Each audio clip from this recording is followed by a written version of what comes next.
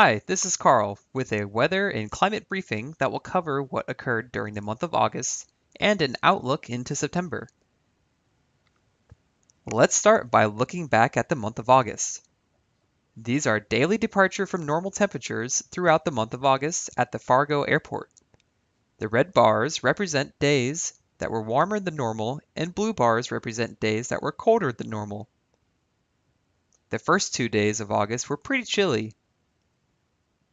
Then most of the next 11 days turned much warmer.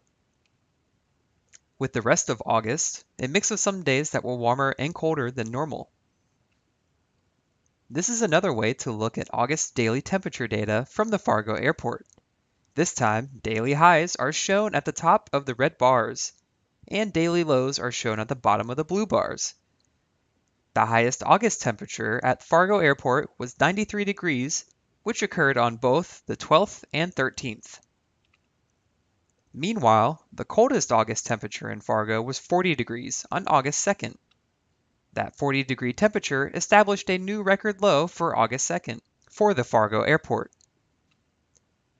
However, it was even colder on August 2nd for portions of northwest Minnesota. Near the town of Goodrich, Minnesota, it dipped down to the freezing mark at 32 degrees. Imagine that for early August. Here are the warmest August temperatures for select locations across the area. Devil's Lake hit 98 degrees on August 12th. Here are the coldest August temperatures for the same locations. Instead of daily temperature values, let's look at how August turned out in its entirety. Basically, all these sites were pretty close to normal. Some were a little higher and some were a little lower. Here are the August precipitation totals for these locations.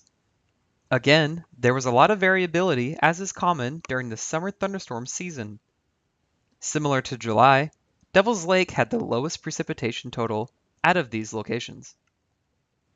This chart shows the number of severe weather warnings issued each day throughout the month of August.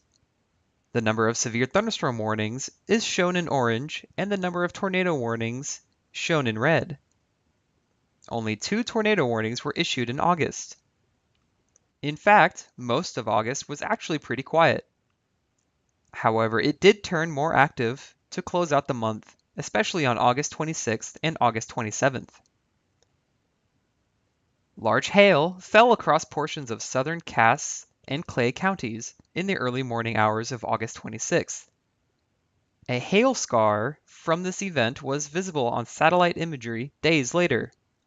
The hail scar appears brown on this image and is a result of vast crop damage.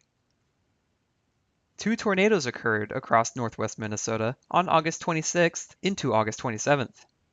The image on the right is velocity data from the Mayville radar when storms hit the Winger, Minnesota area, showing wind speeds in excess of 80 miles per hour just above the surface.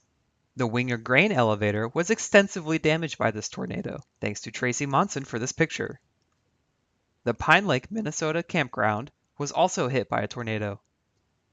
Thank you, Dan Johnson, for this picture.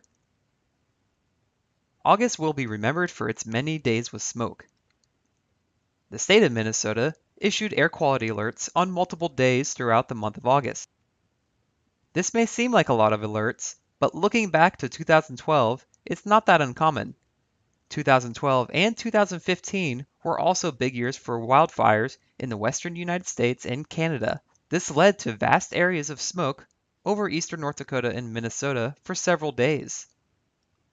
Speaking of fires, staff from the National Weather Service in Grand Forks had a chance to observe a prescribed burn near Fordtown, Minnesota on August 22nd.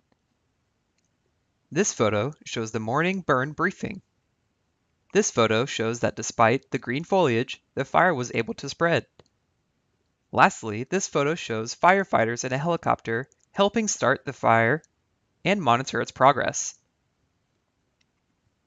Now let's look ahead into the month of September.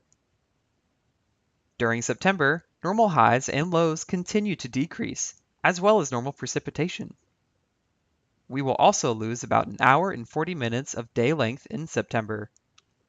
Heat, humidity, and thunderstorms start becoming less common, and September can bring some windy days, hazy skies from the area harvest, chilly mornings with frost, and days with high fire danger.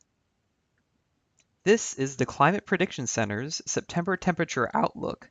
For most of eastern North Dakota and the northwest quarter of Minnesota, there are equal chances for above normal or below normal temperatures.